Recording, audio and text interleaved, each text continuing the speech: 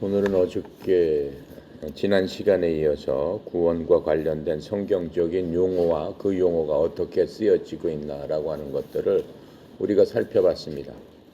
지난 시간에는 이제 거룩히 구별하다라고 하는 sanctify에 대해서 우리가 살펴봤고, 그 다음에는 화해 reconciliation에 대해서 살펴봤습니다. 그렇게 하고 또 중생, 거듭난, born again, regeneration에 대해서도 우리가 성경에서 어떻게 말씀하고 계시는가를 살펴봤습니다. 오늘은 화해 헌물이라는 그러한 말씀, propitiation이 화해 헌물이라는 뜻입니다. 우리가 성경에 보면은 화해 헌물, 예수님께서 이 땅에 화해 헌물로 오셨다라는 말씀을 우리가 자주 듣게 됩니다. 과연 그 화해 헌물이 무슨 뜻인가?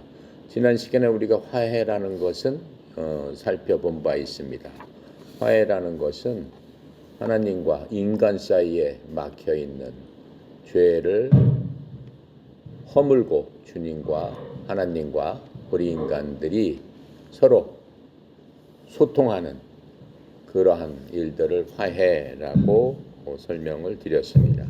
오늘은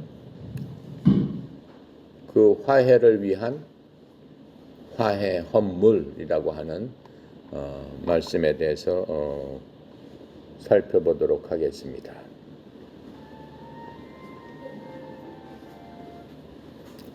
화해 헌물 하면은 일단은 제사 때 쓰는, 여러분 쉽게 생각하면은 제사상에 놓는 그런 음식이라든가 제사를 위해서 뭔가 드려지는 것을 헌물, 오퍼링, 영어로는 헌물이라고 합니다. 쉽게 얘기하면은 어떤 범죄로 인해서 진노, 범죄를 저지르게 되면은 누군가에 의해서 심판을 받게 되고, 범죄를 저지르게 되면은 화를 입게 되는 그런 거죠. 그래서 진노를 붓는 화를 주는 그 사람을 진정시키기 위해서 바치는 헌물을 화해 헌물이라고 합니다. 예수님께서는 우리의 죄들로 인해서 화해 헌물이 되셨다라고 말씀하고 계십니다.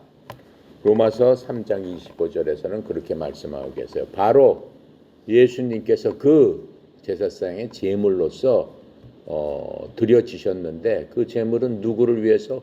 우리를 위해서. 무엇 때문에? 범죄를 저지른 자들 때문에. 그래서 이러한 예수님의 완전한 그 희생을 통해서 누가 그렇다면 그 범죄를 저지른 사람에 대해서 노를 바라겠습니까? 누가 심판을 하시겠습니까? 바로 우리를 만드신 하나님께서, 우리가 그렇게 만들어지지 않았는데도 불구하고 그런 짓을 하기 때문에 하나님께서 잘못된 부분을 고치시는 것을 심판이라고 하는 겁니다. 그 심판에 의하면 사람들은 전부 죽을 수밖에 없는 그러한 상황에 처해지는 겁니다. 그런데 그렇게 되면은 인간이 살아남을 자가 누가 있겠어요? 또 그리고 하나님께서는 사람을 영원히 살 수 있도록 만들어 주셨는데도 불구하고 죄로 인해서 죽게 되는 그러한 것들을 막기 위해서 이제 하나님께서는 그러한 모든 인간이 죽을 수밖에 없게 되는 그러한 모든 장애물을 제거하고 하나님의 진노를 막기 위한 그 화해 헌물로서 누구를 주셨다고 그랬어요? 예수님을 주셨다라고 지금 말씀하고 있는 겁니다. 그래서 구약 성경에서 이에 해당하는 말은 속죄라고 얘기를 하고 있죠. 또 죄 헌물, 이렇게 우리가 구약 성경에 보면은 죄 지은 자는 죄 헌물을 드려야 된다라고 하면서 그렇게 나와 있는 것을 알 수 있습니다. 특별히 우리가 출애굽기에 보면은 성소 안에 지성소가 있죠. 지성소에는 1년에 한 번씩 대제사장 한 사람만 그 지성소에 들어가서 그 지성소 안에 있는 언약궤 위에 짐승의 피를 붓는다고 했어요. 짐승의 피를 부으면서 이스라엘 백성들의 죄를 사하여 주십시오라고 하면서 짐승의 생명을 이스라엘 백성 대신에 붓는 화해 헌물의 그 제물로서 드리는 그러한 것들, 이제 그러한 것들이 바로 화해 헌물에 해당하는 겁니다. 화해 헌물에 대해서 성경에서는 로마서 3장 25절에 이렇게 말씀하고 계세요. 그분을 하나님께서 그분의 피를 믿는 믿음을 통한 화해 헌물로 제시하셨으니 이것은 하나님께서 참으심을 통해 과거의 죄들을 사하여 주심으로써 자신의 의를 밝히 드러내려 하심이요. 또 에베소서 2장 13절에는 한때 멀리 떨어져 있던 너희가 이제는 그리스도 예수님 안에서 그리스도의 피로 가까워졌느니라. 멀리 떨어져 있다는 얘기가 뭐예요? 예수님과 하나님과 우리 사이에는 죄라는 그러한 장애물이 있어서 우리가 하나님 앞에 가고 싶어도 갈 수 없는 그러한 벽으로 막혀져 있기 때문에 하나님과는 멀리 떨어져 있을 수밖에 없는 거예요. 왜 그래요? 하나님께서는 죄를 가장 미워하고 죄를 가장 싫어하시는 분이고 또 하나님께 가기 위해서는 죄 없는 상태에서만 갈 수 있기 때문에 예전에는 멀리 떨어져 있는 거죠. 지금도 마찬가지 아니겠습니까? 죄가 있는 사람은 죄짐을 지고는 아버지께 갈 수 없습니다. 하나님께 결코 갈 수 없는 거죠. 죄가 하나님과 죄진 사람들의 사이를 가로막고 있기 때문에 절대로 갈 수 없습니다. 그 죄를 그 장벽을 없애기 위해서는 하나님과 없애는 일을 하나님과 화해한다고 하는 거죠. 화해하기 위해서는 그냥 화해가 안 된다는 거예요. 말로 화해가 안 된다는 거예요. 어떻게 화해를 해요? 하나님께서 정해주신 방법대로 화해를 해야죠. 하나님께서 어떤 방법을 정해주셨어요? 너희들이 나하고 화해를 하려면 나하고 잘 교제를 하기 위해서는 이런 방법대로 해야지만 된다라고 말씀해 주셨어요. 그게 뭐예요? 내가 보낸 아들 예수님, 하나님이신 예수님을 인간으로 보냈는데 그 예수님께서 너희들을 위해서 너희의 죄를 짊어지고 나하고 너희 사이에 막혀있는 그 모든 죄의 장벽을 예수님께 맡기고 예수님께 의지해라. 그리고 예수님께서 너희들을 위해서 그 장벽을 제거하신 모든 일을 믿음으로 믿고 예수님의 말씀대로 순종해라. 그랬을 적에 너희하고 나 사이에 막혀진 그 장벽이 없어지는데 장벽을 없애는 주요한 헌물이 바로 예수님의 피다라고 얘기하는 거예요. 예수님의 생명을 드림으로 말미암아 네 죄는 사해지고 나한테 올 수 있는 그 길이 만들어졌다. 그러니까 오직 예수님을 통해서만 예수님이라는 길을 통해서만 올 수가 있다라고 지금 말씀하고 계시는 겁니다. 그래서 요한일서 2장 2절에는 이렇게 말씀하고 계세요. 그분은 우리의 죄들로 인한 화해 헌물이시니 우리의 죄들뿐 아니요 온 세상의 죄들로 인한 화해 헌물이시니라.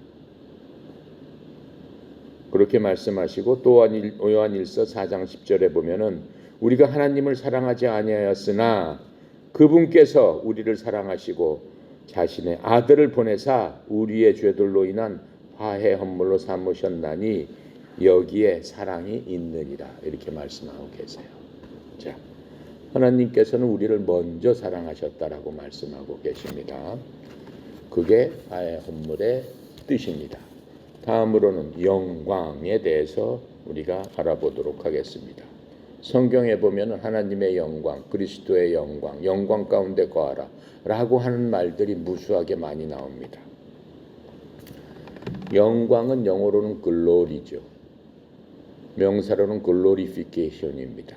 글로리피케이션, 영화롭게 된다라고 하는 겁니다.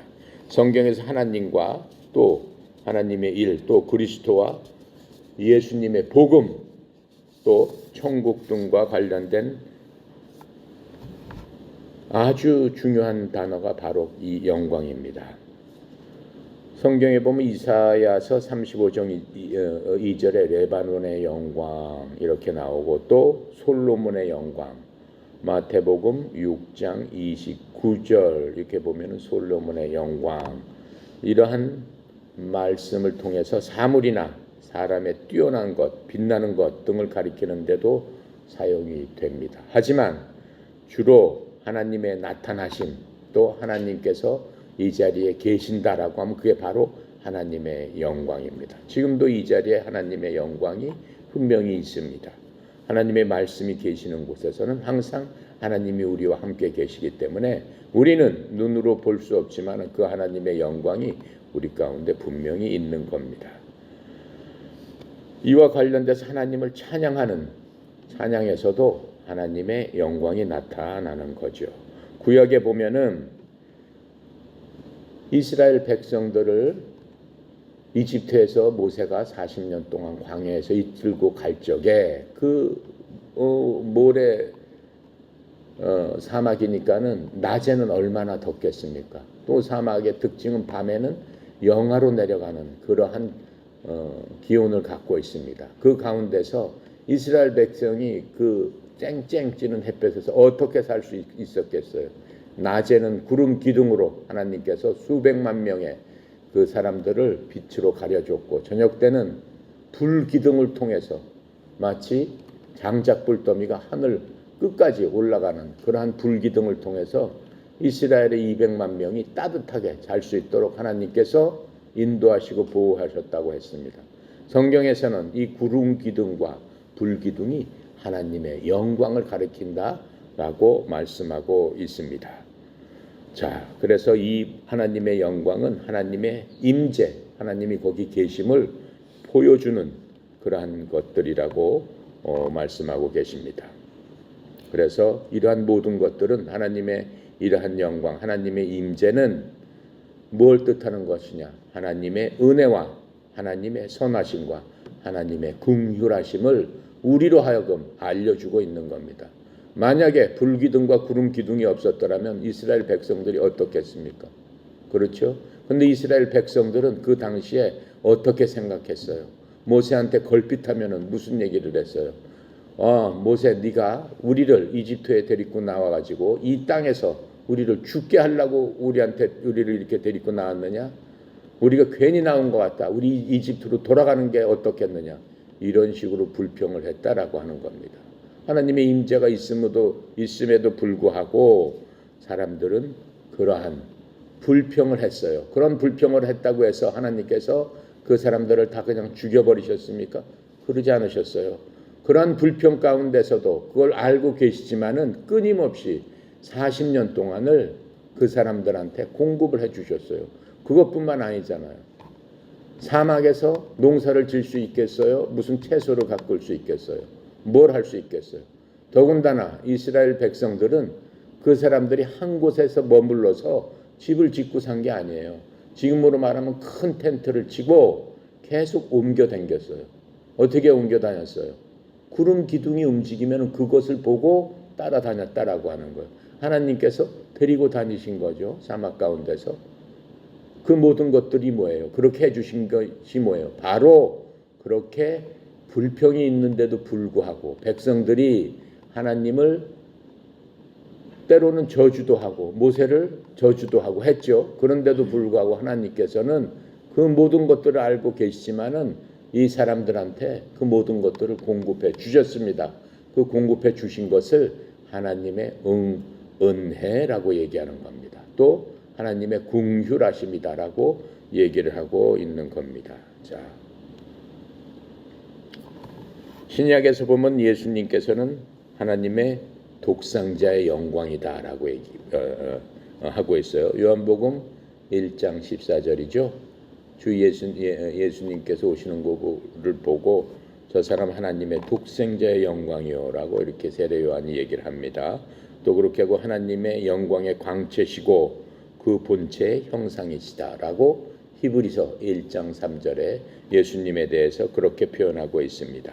예수님께서 죽으시고 묻히시고 이제 부활을 하십니다. 그 부활은 하나님의 영광이 나타난 것이다 라고 얘기를 하고 있어요.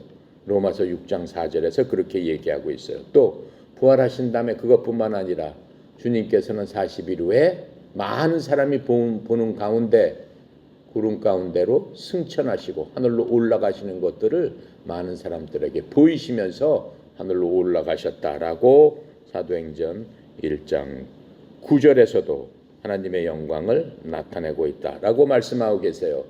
하나님의 영광 가운데 중요한 것은 뭡니까? 십자가, 바로 그 십자가입니다. 예수님께서 십자가에서 피 흘리고 돌아가시는 그 모습, 그게 하나님의 영광을 드러낸 거라고 했어요. 인간이 보기에는 처참하고 무참하고 살벌하게 그렇게 돌아가셨지만은 영적으로 봤을 적엔 예수님의 죽음은 뭡니까? 하나님의 뜻을 이룬 거예요. 하나님을 영화롭게 한 거예요. 왜? 그 죽음이라는 건 뭡니까?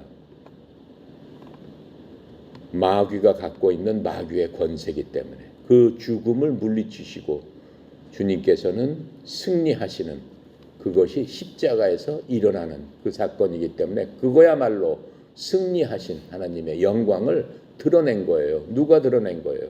아들 하나님이신 예수님께서 그 영광을 드러냈다라고 지금 말씀하고 계십니다. 요한복음 12장 23절에 그렇게 설명을 해주고 계세요. 그래서 하나님의 영광은 무엇보다도 예수님의 얼굴 안에서 구속의 사역 속에 빛나게 드러나고 있다라고 얘기를 지금 성경에서 알려주고 계십니다. 고난을 통해서 영광에 들어가신 그리스도를 믿는 사람들, 우리들이죠. 그리스도의 인도를 받아서 주님과 함께 영광을 받기 위해 현재도 고난을 받고 있다라고 성경을 쓰고 있습니다. 주님의 기도 가운데서도 그렇게 말씀을 하고 있는 겁니다. 저들로 하여금 내 영광 안에 들어오고 내가 하나님을 영화롭게 하고 또 하나님께서 저들도 영화롭게 하여 주시옵소서, 이렇게 얘기를 하고 있는 것들을 우리가 주님의 기도에서 보고 있습니다. 우리 그리스도인의 임무는 뭡니까? 하나님의 영광을 나타내는 것이 첫 번째 그리스도인의 사명입니다. 우리의 책임입니다. 그래서 하나님을 영화롭게 할 수 있어야 된다라고 성경은 얘기하고 있어요. 고린도전서 6장 20절입니다. 또 하나님께 영광을 돌리라는 말은 무슨 말입니까? 하나님의 전지하심 속에서 진리를 고백해야 되지 않겠느냐라고 하는 겁니다. 하나님께서는 모든 것을 알고 계세요. 히브리서에서 뭐라고 했어요?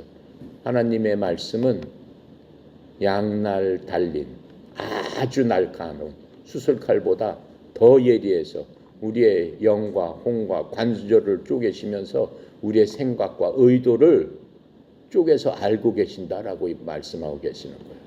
하나님은 그런 분이시기 때문에, 그렇게 전지하시기 때문에 우리가 모든 사람에게 나가서 하나님의 말씀을 전해야 된다라고 성경은 얘기하고 있습니다. 로마서 3장 23절에 보면 이렇게 말씀하고 계세요. 모든 사람이 죄를 범하였음에 하나님의 영광에 이르지 못하더니. 무슨 뜻입니까? 영광을 다른 말로 얘기하면은 관역을 맞춘다라는 뜻이에요. 양궁에 보면은, 여러분들이 올림픽에 보면은 저 50m, 30m에다가 표적판이 있습니다. 표적판이 있고 동그랗게 해가지고 가운데 정확하게 맞추면 10점이에요. 조금 벗어나면 9점, 8점, 7점. 완전히 벗어나면 관역에서 벗어난 거죠. 하나님의 영광이라는 건 뭐냐면은 내가 회사를 짰을 적에 딱 10점에 정확히 가운데 맞는 게 바로 하나님의 영광이다라고 얘기하는 거예요. 9점, 8점, 9.9점 그거 소용없는 거예요. 그건 하나님의 영광이 아니에요. 하나님의 영광은 바로 그 관역에 정확하게 맞는 것, 그게 바로 하나님의 영광이다라고 하는 거야. 그래서 로마서 3장 23절에 모든 사람이 죄를 범하였음에 하나님의 영광에 이르지 못하니라. 무슨 얘기예요? 거꾸로 얘기하면 모든 사람은 하나님의 영광에 이를 수 없다라고 지금 말씀하고 있습니다. 무엇 때문에? 죄성을 갖고 있기 때문에, 죄를 범했기 때문에. 우리가 걸핏하면은 인간의 죄성은 뭐예요? 거듭나지 못한 사람들, 그리스도인이 아닌 사람들, 하나님을 모르는 사람들, 하나님의 백성, 하나님의 자녀가 아닌 사람들은 틈만 나면은 죄질 생각을 한다라고 하는 거예요. 왜 그래요? 그 죄가 자신을 기쁘게 하기 때문에, 그 죄가 자신을 즐겁게 하기 때문에 죄질 생각에 빠져 있다라고 하는 거예요. 그렇다면 그게 어떻게 하나님의 영광에 이르겠습니까? 그 마음이 어떻게 하나님의 영광에 이를 수 있겠느냐라고 하는 겁니다. 그러니까 생각부터가 완전히 죄 가운데 들어가 있기 때문에 실천에 옮기지만 않았을 뿐 죄 가운데 있다라고 하는 겁니다. 그래서 하나님의 영광에 이르지 못한다. 그러니까 모든 사람은 죄인이다 라고 지금 말씀하고 있는 겁니다. 로마서 5장 2절에 보면 이렇게 말씀하고 계세요. 또 우리가 그분을 통해 지금 우리가 서 있는 이 은혜 안에 믿음으로 들어감을 얻었으니 하나님의 영광의 소망을 기뻐하느니라. 그러한 상태 가운데 있는 우리들이 기쁨을 얻을 수 있는 유일한 방법은 믿음으로 우리가 의롭게 될 수 있다라고 하는 소망을 얻었다라고 하는 겁니다. 나는 그런 상태인데 어떠한 상태예요? 모든 사람이 죄를 범하였음에 하나님의 영광에 이를 수 없는 상태인데 소망의 빛을 우리가 받았다. 그게 뭐예요? 생명의 빛 가운데로 들어갈 수 있는 예수님을 알게 됐다라고 하는 겁니다. 그러므로 말미암아 우리가 이제는 더 이상 죄를 범하지 않고 죄 가운데 있지 않고 하나님의 생명의 빛으로 들어갈 수 있는 그 소망을 통해서 우리가 기뻐할 수 있다라고 하는 겁니다. 그렇게 해야지만 하나님께서 말씀하신 그 관역 안으로 들어갈 수 있기 때문에 그렇다라고 말씀하고 있는 겁니다. 로마서 8장 18절에는 이런 말씀을 하고 있습니다. 내가 생각하건대 이 현 시대의 고난들은 앞으로 우리 안에 나타날 영광과 좋게 비교될 수 없도다. 8장 30절에는 뿐만 아니라 그분께서는 자신이 예정하신 그들을 지금 우리한테 얘기하는 거예요. 지금 여기 앉아 계신 분들은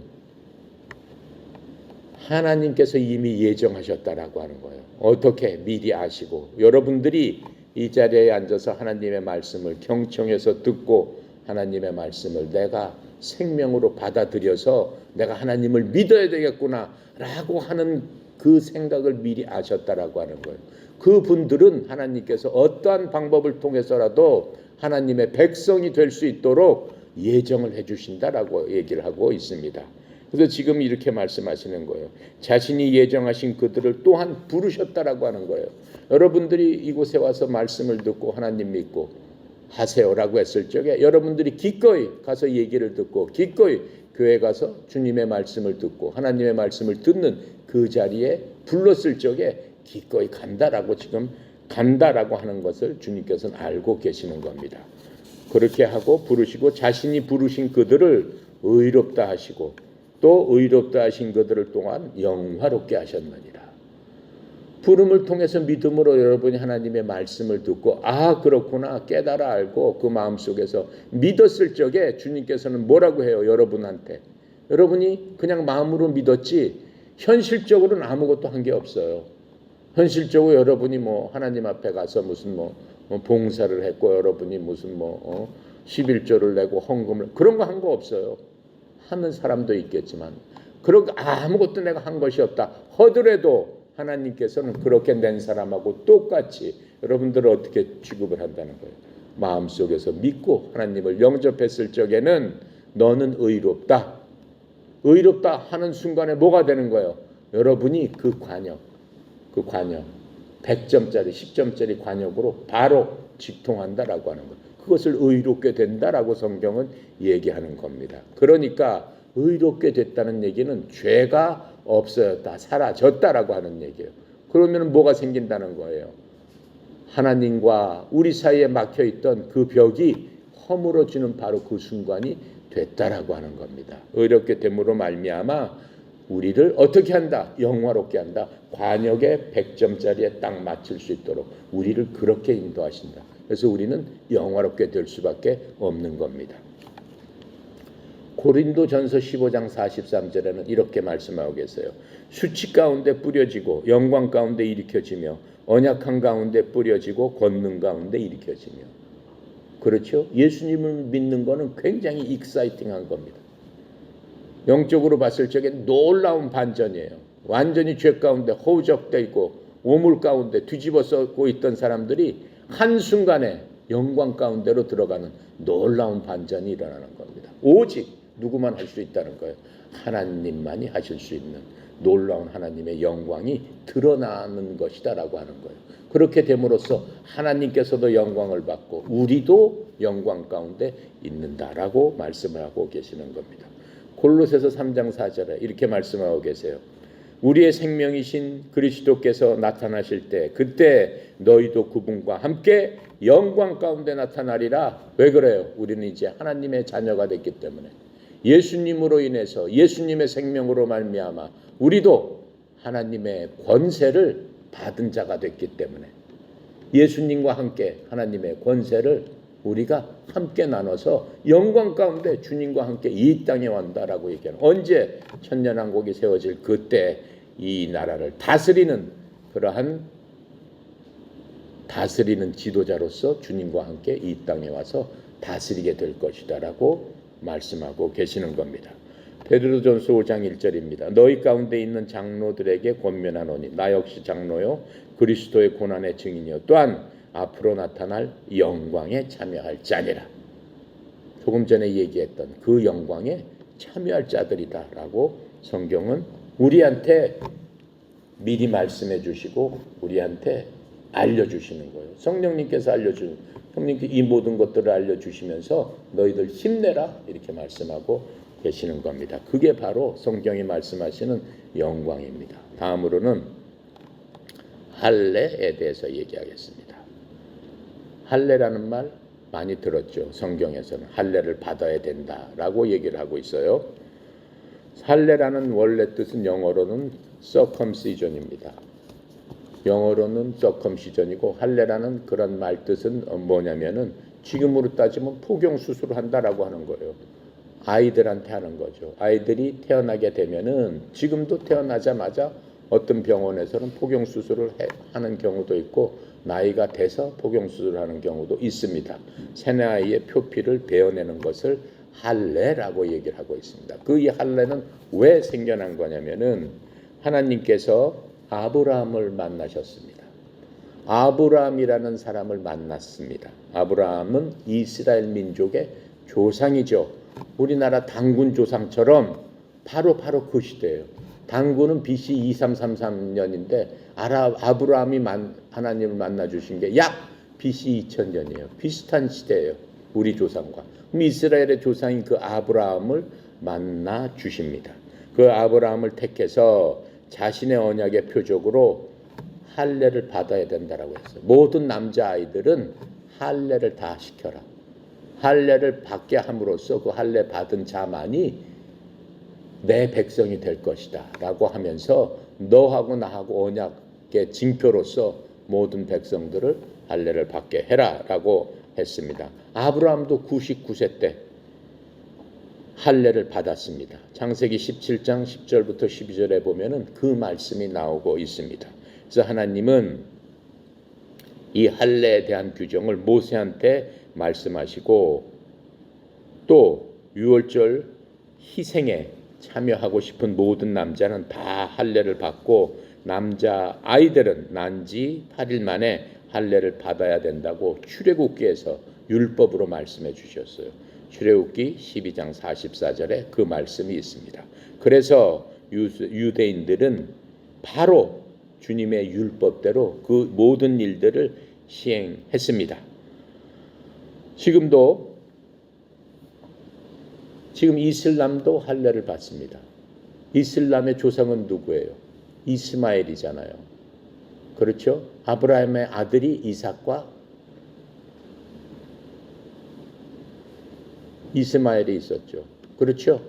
이삭은 지금 예수님의 조상이 됐고 이스마엘은 지금 이슬람의 조상이 됐어요. 그 이스마엘도 그 율법을 지키는 거예요. 그래서 이슬람 사람들도 그 율법대로 할례를 받고 있는 것들을 우리가 알 수 있습니다.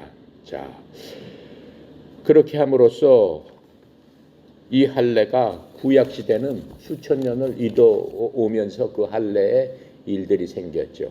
그런데 예수님께서 이 땅에 오시면서 하나님께서 이 세상을 경영하는 방식이 바뀌었어요. 지금도 모든 예수 믿는 모든 사람들, 하나님 믿는 모든 사람은 성경에서 할례를 받아야 된다고 그래요? 그런 얘기가 없습니다. 할례에 관한 규정은 더 이상 없습니다. 할례를 안 받는 사람을 성경에서는 무할례자다 이렇게 얘기하고 있는 것들을 우리가 알 수 있는데, 이 예수님께서 이제 돌아가시면서 교회를 세우시는 거죠. 예수 내 교회를 세우시게 됩니다. 그래서 맨 처음 세워진 교회를 초대교회라고 성경은 얘기하고 있습니다. 이 초대교회에서는 예수님을 믿기 시작한 사람들이 있었어요. 맨 처음에 예수님께서 나를 따르라, 나를 믿어라 누구한테 전파했어요? 오직 이스라엘 민족들한테만 전파를 하셨어요. 예수님께서 돌아가신 이후에는 예수님께서 뭐라고 해요? 이제 너희들이 이스라엘뿐만 아니라 사마리아, 유다와 땅 끝까지 가서 내 복음을 전해라.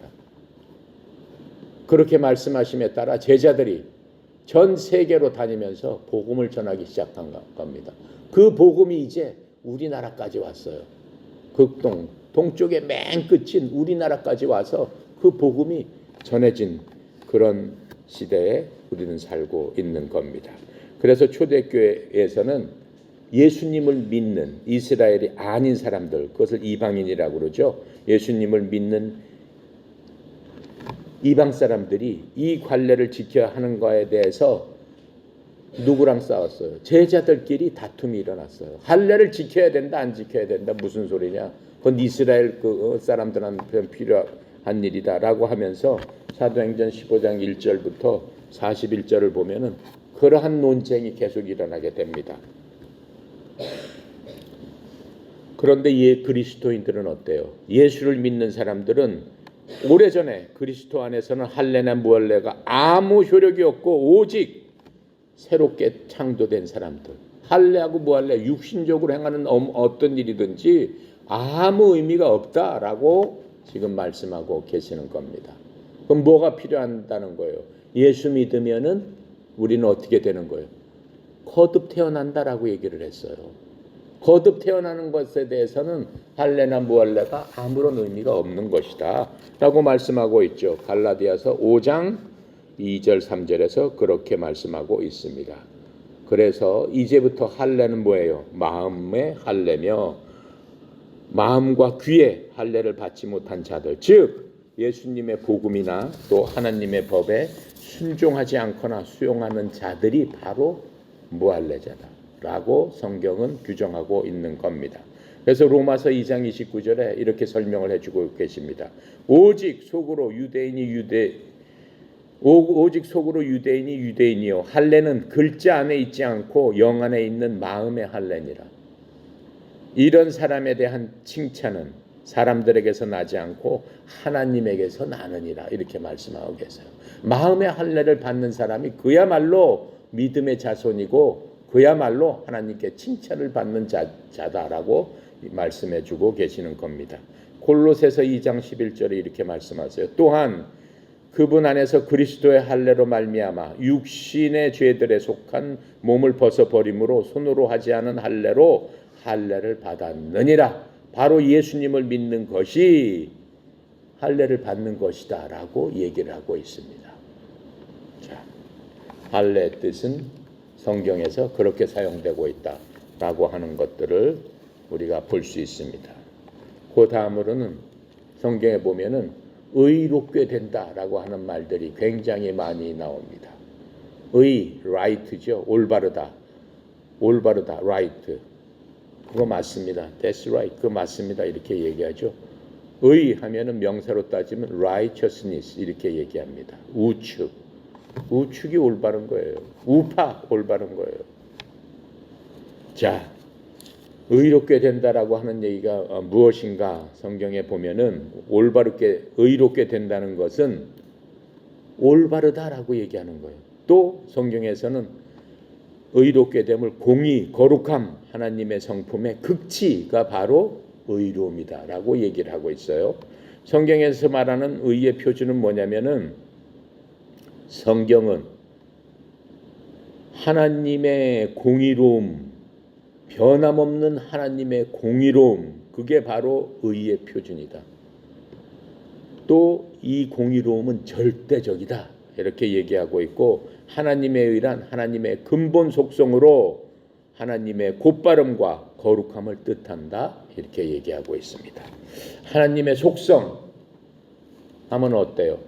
어떤 사람의 속성, 야 여러분들이 얘기하죠. 그 친구 어떤 친구는 걔는 꾀가 많아. 아 걔는 참 간사하지. 걔는 뭐 어떻지. 걔는 뭐 어떻지 이렇게 얘기합니다. 근데 우리가 하나님의 속성 하면 대표적으로 네 가지를 얘기합니다. 첫 번째로 하나님께서는 절대적으로 진실하신 분이다. true, 하나님한테는 거짓이 하나도 없다라고 하는 거예요. 그러니까 하나님은 거짓 자체를 모르시는 분이다 라고 얘기를 하는 거예요. 그러니까 하나님께서는 절대 속이시지 않는다라고 하는 거예요. 이게 하나님의 말씀이다라고 하면은 100% 그 말씀은 순수하고 100% 그 말씀은 진실이다라고 하는 거예요. 두 번째로 하나님께서는 정직하신 분이다라고 하는 거예요. honest, 하나님께서는 절대적으로 정직하시다. 세 번째로 지금 얘기하고 있는 하나님은 절대적으로 의로우시다. 또 네 번째로 하나님께서는 절대적으로 순수하시다. 무슨 일에 사심이 없으시다. 그게 하나님의 성품입니다. 근본 속성입니다. 따라서 하나님의 곧바름, 거룩함이 그 안에 모두 다 녹여져 있다라고 성경은 말씀하십니다. 그래서 이스라엘의 하나님은 자기 멋대로 부당한 것을 백성들에게 요구하지 않고 모든 일을 공평하게 처리하고 계심을 우리가 알 수 있습니다. 그게 나타난 게 뭐예요? 모세에게 준 율법을 통해서 하나님께서는 그러한 모든 것들을 사람들에게, 인간들에게 보여주시면서 내가 이렇게 공평하고 의롭기 때문에 너희들은 반드시 이것을 지켜야 된다라고 요구하셨던 겁니다. 따라서 하나님은 자신의 백성 역시 하나님처럼 올바르게 행할 것을 요구하셨습니다. 왜 그래요? 여러분들 집에 보면은 아버지께서 뭐 해요?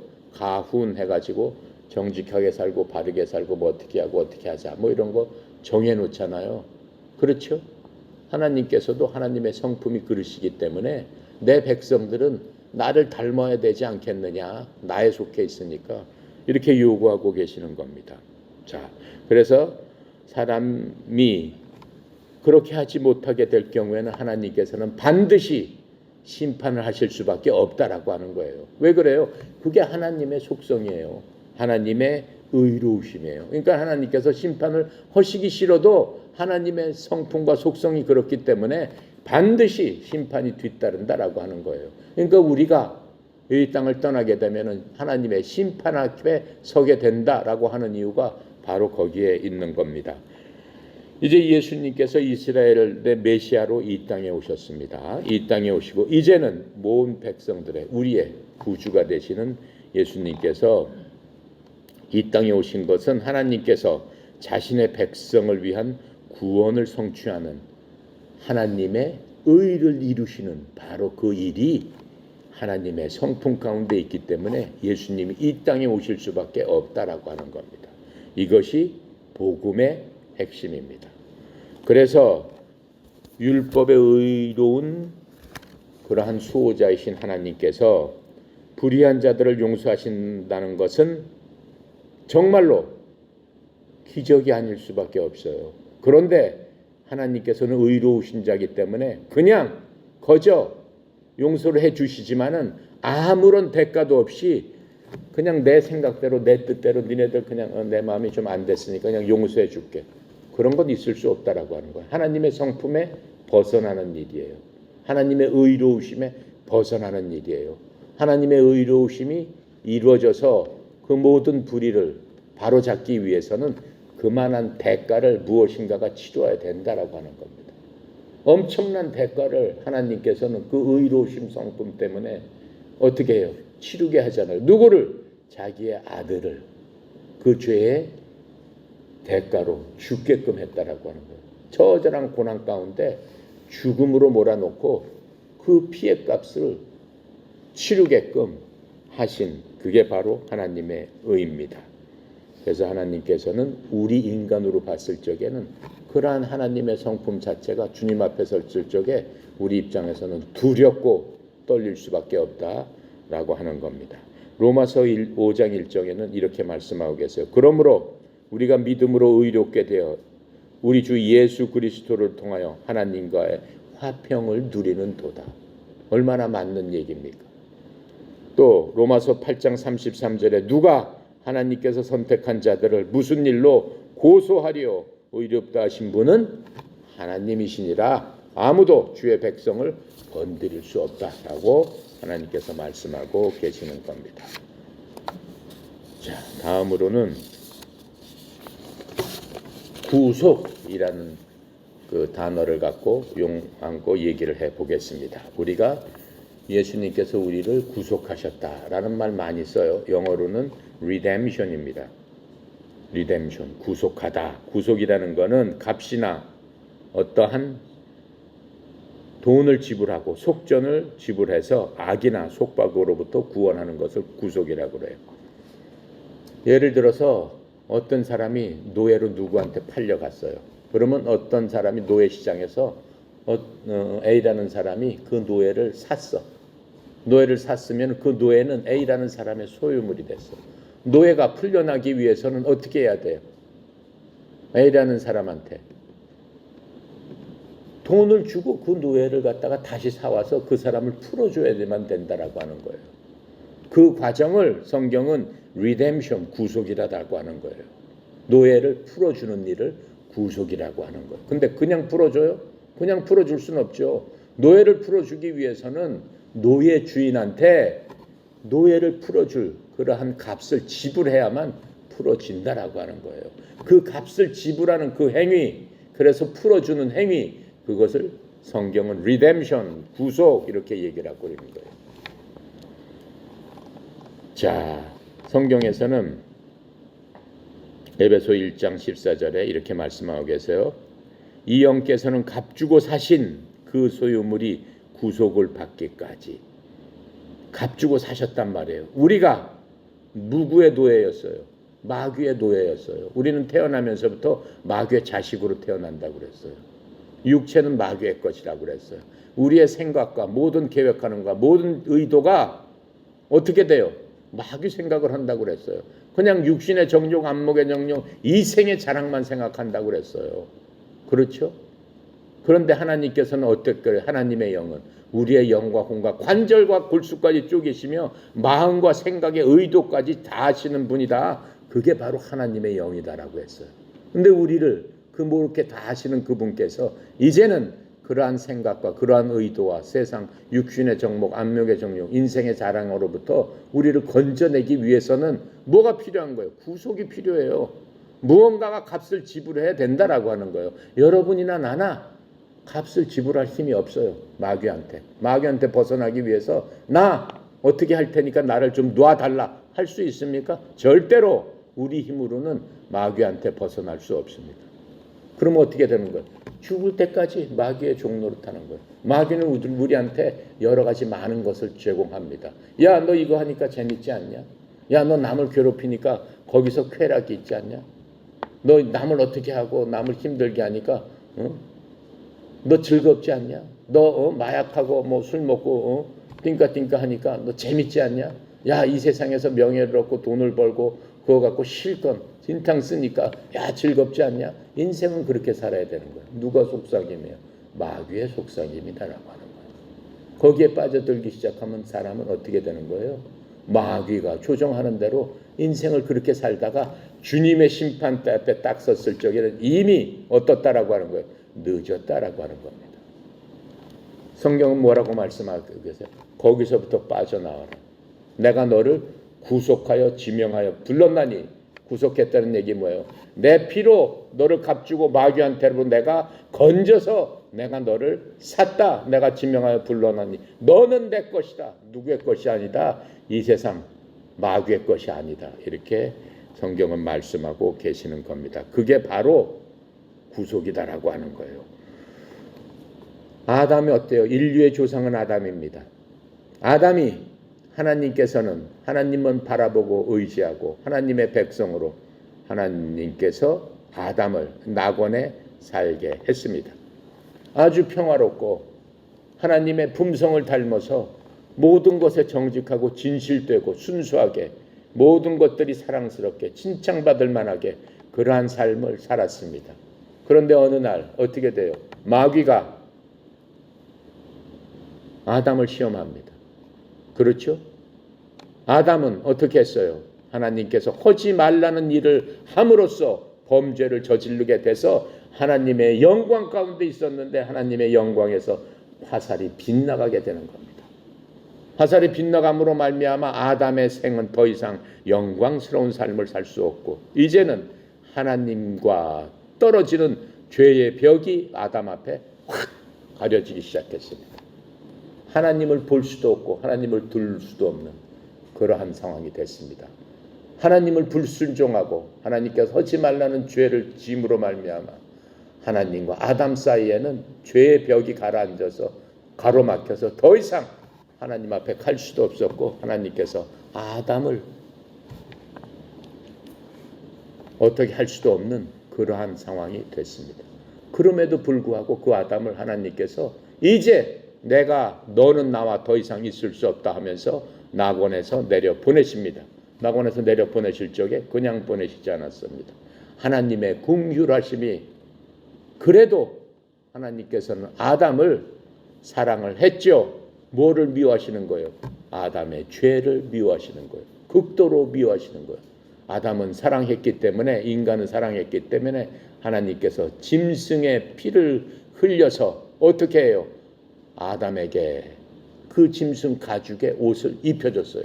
그 짐승이 죄가 있어요? 죄가 없지만은 아담의 죄를 덮어주기 위해서 짐승의 피를 흘리신 그 하나님, 그것을 긍휼이라고 하는 겁니다. 긍휼은 뭐예요? 죄를 지었으니까 벌을 받아서 마땅하지만 마땅하지 않게끔 그럼에도 불구하고 그 죄를 주시지 않는 하나님의 사랑을 긍휼합니다라고 얘기를 하는 거예요. 그래서 하나님께서는 아담에게 그 가죽옷을 입히시면서 죄를 지면은 너는 반드시 어떻게 해요? 너 대신에 무엇인가 피를 흘려서 네 죄를 덮도록 해라 라고 알려주신 게 바로 창세기 처음부터 시작이 되는 겁니다. 그 양의 피로서 그렇게 덮어준 거는 일시적으로 덮어주지만 예수님께서 이제 어린 양으로 이 땅에 오셔서 과거부터 현재까지 영원하게 우리의 죄를 덮어주시게 된다는 것. 단번에 단 한 번에. 왜 그래요? 예수님은 하나님이시기 때문에 하나님은 사람이 아니시기 때문에 그분은 어떤 거예요? 하늘에서 오신 분이고 그분한테는 시간과 공간과 이 모든 것을 뛰어넘는 하나님의 능력이 거기에 있기 때문에 단 한 분으로 말미암아 온 세상의 인류의 죄를 어떻게 해요? 구속하실 수 있다라고 지금 얘기를 하고 있는 겁니다. 자, 아담은 죄를 범해서 몸의 영원성과 땅의 상속권을 잃어버립니다. 몸의 영원성이 뭐예요? 아담은 죽지 않는 인간으로 태어났어요. 인간은 결코 죽지 않습니다. 물론 영혼은 죽지 않지만 몸도 늙지 않고 죽지 않습니다. 젊은 태로 영원히 살게끔 하나님 아담을 만들어 주셨어요. 그런데 어떻게 된 거예요? 그 모든 것들을 죄로 인해서 죄 때문에 망하게 된 거예요. 사람이 죽는 첫 번째 이유가 뭡니까? 죄 때문에 죽는 거예요. 죄 때문에 우리가 늙고 죄 때문에 쇠퇴되는 거예요. 우리의 죄가 계속 우리를 어떻게 되는 거예요? 부패시킨다라고 얘기하는 거예요. 그 죄로 인해서 인간뿐만 아니라 누구도 이 세상 만물도 나무도 썩어가고 나무도 죽어가게끔 만들었다라고 하는 거예요. 환경도 오염되게 만들었다라고 하는 거예요. 천지 만물이 아담의 죄로 인해서 이러한 비극을 맞는 그러한 사태가 됐다라고 얘기하는 거예요. 그러면서 아담은 하나님께서 아담을 통해서 뭘 주셨어요? 너는 이곳을 어떻게 해라? 네가 다스려라 라고 했어요. 마귀가 다스릴 수 없는 거예요. 하나님께서 아담에게 그 상속권을 주셨기 때문에 죄를 짓는 순간 아담은 영원성과 그 상속성을 잃어버리게 되고 그 모든 것들을 누가 갖게 됐어요? 마귀가 갖게 됐다라고 지금 얘기하는 거예요. 그래서 그 아담은 그 후에 아담의 씨가 받아야 할 모든 상속물이 사탄의 속으로 들어가고 말았습니다. 누가복음 4장 6절에 있는 얘기입니다. 이 세상 모든 것들은 사탄이 속에 들어가 버렸습니다. 그래서 우리도 사탄이 속에 들어갔다라고 얘기하는 거예요. 그래서 우리가 마귀의 자식으로 태어난다라고 얘기를 하고 있는 겁니다. 그래서 아담은 스스로 그 잃어버린 것들을 되찾을 수 있는 능력이 있어요? 없습니다. 하지만 성경은 아담, 즉 소유주와 가까운 친척이 소유주가 잃어버린 소유주를 되찾을 수 있다라고 하나님께서 규정을 해주셨어요. 그게 어디에 나오는 거예요? 레위기 25장 23절 24절에 그렇게 나와 있어요. 아담은 잊어버렸지만 아담의 친척, 아담의 누군가, 아담과 가까운 사람이, 어떠한 사람이 아담의 잃어버린 그 영원성과 이 모든 상속물을 되찾을 수 있다라고 하는 거예요. 그래서 하나님께서 예비하신 분이 누구예요? 바로 예수님을 예비하셨고 예수님이 우리 인간의 친족으로 이 땅에 오시게 된 겁니다. 그래서 그분이 친족으로 오시기 위해서는 사람으로 태어나셔야만 됐죠. 천사나 이런 것들로 올 수는 없는 겁니다. 왜 그래요? 하나님의 법에 따라서 꼭 친족이 그렇게 되찾을 수 있는 권리를 주셨기 때문에 예수님께서 인간으로 태어나셨습니다. 인간으로 태어났지만은 예수님은 신성을 갖고 태어나신 분이에요. 그렇죠? 신성을 갖고 태어나셔서 예수님께서는 자신의 피를 마귀의 노예가 된 그 인간의 구속을 위해서 구속의 값으로 지불하셨다라고 얘기를 하는 겁니다. 베드로전서 1장 18절부터 20절에는 그 말씀을 하고 계시는 겁니다. 그래서 우리가 예수님을 우리의 구원자로 받아들이는 그 순간 우리의 영과 혼은 예수님에 의해서 구속이 되는 거예요. 리뎀션 되는 거예요.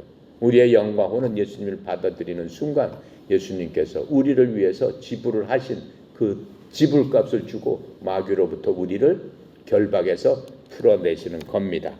하지만 우리 몸은 어때요? 우리 몸은 아직도 이 세상에 살고 있습니다. 그래서 우리의 몸은 예수님께서 오실 때 부활해서 온전히 영과 혼과 육이 다 구속되는 놀라운 은혜를 받게 됩니다. 만약의 경우에 우리가 생명을 갖고 있는 동안 예수님께 오신다면 우리의 몸도 살아있는 채로 구속이 돼서 신령한 몸으로 변한다고 성경은 말씀해주고 계십니다. 그것뿐만 아니라 예수님께서는 마귀한테 넘어가 있는 모든 자연 환경, 모든 동식물, 이 모든 신음하는 이 하나님께서 만드신 세상의 이 창조 세계를 천년왕국 때, 천년왕국은 알죠? 이제 잠시 후면은 예수님께서 이 땅에 재림하십니다. 예수님께서 맨 처음에 오신 게 초림이죠. 이스라엘 백성 가운데 왔는데 이제는 인간의 몸으로 오시는 게 아니고 하나님, 영적으로 하나님께서 오셔서 이 땅에 내려오시는 게 아니고 저 하늘에서 우리가 볼 수 있는 데서 오셔가지고 하나님의 백성들을 모시고 이 땅에 내려오셔서 하나님의 백성들과 함께 천년 동안을 다스리게 된다라고 하고 말씀하고 계세요. 그게 바로 천년 왕국입니다. 천년 왕국이 되면은 이 세상 만물도 하나님께서 만드신 원래 모습으로 하나님께서 구속하시고 궁극적으로 천년 왕국 이후에 새 하늘과 새 땅을 창조하심으로써 하나님의 구속의 모든 사역, 구속의 모든 일들이 완성이 된다라고 말씀하고 계세요. 이 부분에 대해서 누가복음 1장 68절입니다. 주 이스라엘의 하나님을 찬송하리로다. 그분께서 자신의 백성을 돌아보사 구속하시고 이렇게 말씀하셨어요. 돌아보사 모든 원수마귀의 결박에서 풀으시고 이렇게 말씀하시는 겁니다. 갈라디아서 3장 13절은 또 이렇게 말씀하고 계십니다. 그리스도께서 우리를 위해 저주가 되사 율법의 저주에서 우리를 구속하셨으니 기록된 바 나무에 달리는 모든 자는 저주를 받았느니라 라고 하셨느니라. 또 히브리서 9장 12절입니다. 염소와 송아지의 피가 아니라 자신의 피를 힘입어 단 한 번 거룩한 곳에 들어가사 우리를 위하여 영원히 구속을 얻으셨느니라. 이게 바로 리뎀션, 구속에 대해서 성경은 이렇게 우리한테 말씀하고 계시는 겁니다. 그래서 우리는 항상 우리를 구속하신 하나님의 은혜, 그렇죠? 구주로 오신 우리 예수님을 의지하면서 우리가 살 적에 구속을 통해서 이미 우리는 자유된 몸이 됐다라고 얘기했어요. 우리는 이제 하나님의 자녀, 하나님의 백성으로서 하나님의 아들, 딸로서 권세를 갖고 살고 더 이상 우리를 얽매였던 원수 마귀의 세력은 우리로 하여금 이 땅에서 우리를 얽맬 수 없는 그러한 헛된 힘이 됐다라고 하는 겁니다. 그래서 때때로 우리가 시험을 당하고 주님께서 우리가 얘기를 했잖아요. 우리가 영과 혼은 이미 너희들은 구속받은 자다. 내가 다 구속시켜줬다. 마귀의 결박에서 우리의 영혼은 자유롭게 됐다. 단 여러분의 육체, 우리들의 육체는 이 땅에 사는 동안 계속해서 부패돼 가고 있지만은 여러분은 그거를 이길 힘이 있다라고 얘기하고 있어요. 그래서 야고보서 1장 2절부터 4절까지 이렇게 얘기를 하고 있어요. 내가 여러 가지 시험을 만나거든 온전히 기쁘게 여기라. 믿음의 시련이 인내를 만들어 내미느라. 인내를 기쁘게 여기라. 너로 구비하여 온전하고 조금도 부족함이 없게 하려 함이니라. 이 땅에서 우리가 육신을 갖고 있기 때문에 우리는 여러 가지 많은 시험을 만납니다. 하지만 왜 그래? 기뻐해라. 그건 아무것도 아니다라고 얘기하는 겁니다. 그렇죠? 우리를 온전히 오히려 더 구비한다라고 하는 거예요. 우리가 영적으로 하나님 앞에 더 가까이 가고 하나님께서 이 땅에서 너희들이 육신적으로는 힘들고 어렵지만 그래도 내 사명을 감당할 수 있도록 염려과 걱정과 시험이 크면 클 수 있도록 내가 너를 더 큰 것으로 만들어 주겠다라고 하는 하나님의 단련이다라고 성경은 말씀하고 계세요. 우리가 그 말씀을 믿음으로 굳게 잡을 적에는 어떠한 상황에서도 하나님께서 우리를 사용해서 하나님의 나라와 의가 뭡니까? 하나님께서 제자들에게 맡기신 땅 끝까지 가서 복음을 전하라고 하는 그 복음을 들고 하나님의 자녀로서 승리하며 사는 삶을 살 수 있도록 주께서 축복하고 계심을 잊지 말기 바랍니다. 기도하고 마칩니다. 감사하시고 거룩하신 하나님 아버지, 참으로 은혜에 감사합니다. 주께서 저희들을 구속하심으로 말미암아 구속의 은혜가 얼마나 큰지, 하나님이신 우리 주 예수님께서 자신을 인간으로 오시고 인간의 가장 낮은 곳까지 가셔서 모든 사람 하나님께서 만든 그 백성들이 그 만드신 분을 몰라보고 그 피조물들이 창조주를 멸시하고 모욕하고 심지어는 죽이고 피 흘리기까지 함으로 말미암아 우리의 구속을 이루셨고 우리로 하여금 영광 가운데 들어가게 하셨사오니 우리는 그 구속에 대해서 정말로 너무나 큰 빚을 진 자들임을 고백하지 않을 수 없습니다. 주님의 구속에 대해서 저희들이 한 일은 아무것도 없습니다. 오직 주님만을 사랑하고 하나님께서 우리에게 베푸신 그 은혜와 긍휼하심에 감사하고 찬양을 드릴 뿐입니다. 하나님의 은혜의 영광을 항상 찬양하며 주님 가운데 항상 함께하는 주님의 구속을 찬양하는 저희들 다 되도록 주여 축복하여 주시옵소서. 그 구속을 통해서 우리를 하나님 죄 없는 자로 삼아주시고 원수마귀의 괴계에서 원수마귀의 속박에서 원수마귀의 노예 생활에서 이제 풀려주게 하셨사오니 주님 감사합니다. 오직 인생을 살아가는 동안 주님만 바라보고 의지하여 이제 육신의 정력이 아니요 영적인 사람으로서 영적인 할례를 받고 하나님을 올바로 바라보고 하나님을 찬양하고 기쁘게 노래하게 하여 주시옵소서.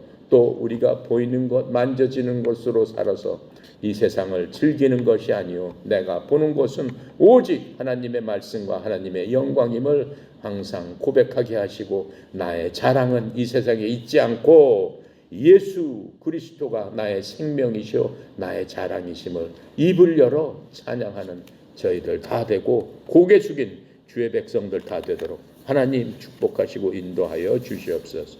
전국에 흩어져 있는 사랑하는 우리에게 속해 있는 하나님께서 보내주신 주의 종들을 주님 동일한 은혜로 축복하여 주셔서 삶의 현장에서 조금 더 걱정하지 말고 구속의 은혜를 찬양하는 그러한 자들로 하나님 기쁨이 되게 하여 주시옵소서. 특별히 송영희 사장님, 하나님 이 협회를 맡기셨고 또 협회를 인도할 수 있도록 큰 사명 주님 주셨사오니 이 사명을 감당할 적에 주의 종의 힘으로는 할 수 없고 하나님의 무한하신 자원을 통해서 이 협회가 하나님 기뻐하시고 이 말세에 협회에 들어오는 모든 사람을 하나님 앞에 인도하는 방주의 역할로서 그 선장의 역할을 잘 감당할 수 있도록 영육간의 형통함으로 주의 종을 축복하여 주시옵소서. 오늘 그 모든 것 주께 의탁드립니다. 감사드리며 예수님의 이름으로 기도드렸습니다. 아멘.